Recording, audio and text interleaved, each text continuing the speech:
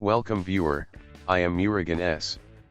This video tutorial describes how to backup printer drivers and queues on Windows. Right-click Start, Run.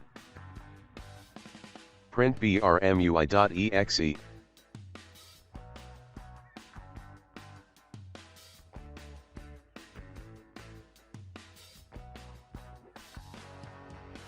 Check Export printer queues and printer drivers to a file.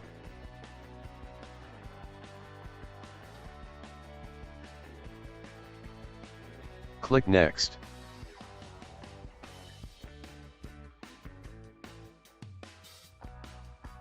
Click Next.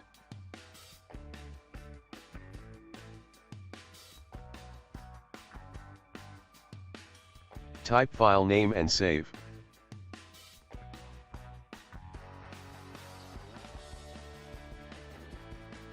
Click Next.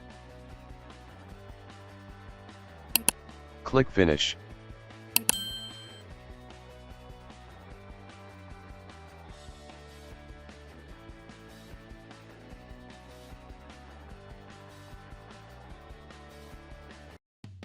I hope this video tutorial helps to you.